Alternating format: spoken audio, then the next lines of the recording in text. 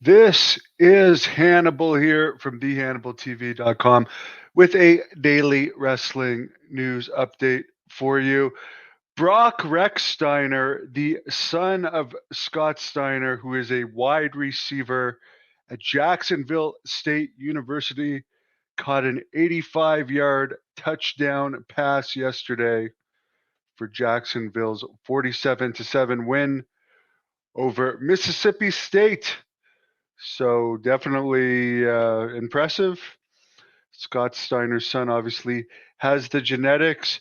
In AEW news, I was listening to the Wrestling Observer Radio today, and they had some updates. Apparently, Penta, who, by the way, Penta was one of the wrestlers false advertised for Collision over the weekend, along with Orange Cassidy and John Moxley, which, by the way, for the people they do this every time. AEW constantly false advertises. And for the people that say, oh, card subject to change, these guys are under contract. And take a quick look at this video from Jack Kilby, who was there.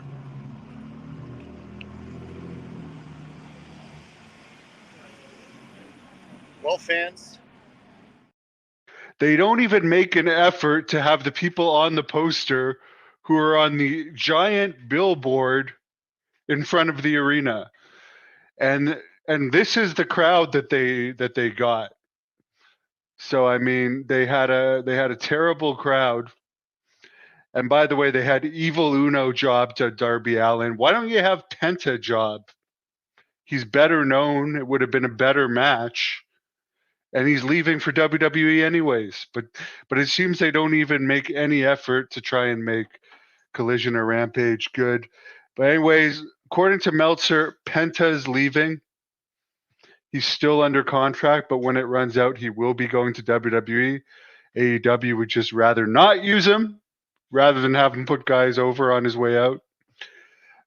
Miro, according to Meltzer, is under a quote unquote giant contract, and he doesn't see why AEW would want to keep him because he's unhappy and they're not even using him and they're paying him a lot of money. And it's not like he would be a big star in WWE because he was kind of a joke on his way out of WWE. He might be used better than he is in AEW. But for whatever reason, Rusev would rather test his luck in WWE than make giant money to do nothing. So Meltzer also points out, why would you keep him under contract when like a guy like Andrade, who recently went to WWE, it's not like he's made any major difference there. So it's like you're paying people just to have them under contract, and maybe it's true. Maybe he likes that. Maybe it's like Vince Russo. I got a box of toy wrestlers, and when I feel like playing with them, I'll just take one of them out and play with them. But instead of toy wrestlers, as Vince Russo says, in Khan's case, he has actual wrestlers, and he's a multi-billionaire from a really rich family that will just use wrestlers as he pleases. So good for him. But one thing I don't understand, though, why they don't use these wrestlers for Rampage and Collision, which those shows are dying. And Rampage, you could even say, is dead. Collision has also been doing horrible ratings lately. Did a 0.04 the other week, the all-time lowest rating ever for Collision. And apparently SmackDown might be going to 3 hours on USA, which the third hour would go head-to-head with Collision, which would help kill the show even more. Meltzer was saying the interesting thing is, if SmackDown does go to 3 hours, they wouldn't actually be like the deal they have with USA.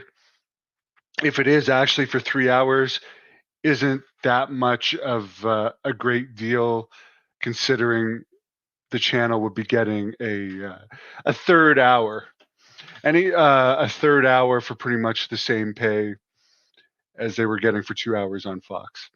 Anyways, before my camera falls off my computer, wish everybody a great day. Let me know what you think. Should AEW just release Miro?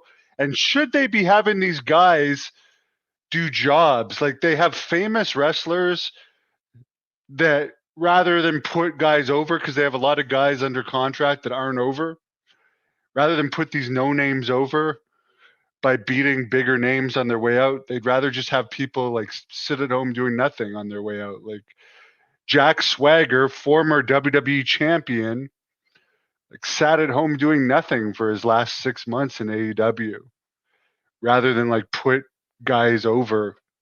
It makes no sense to me.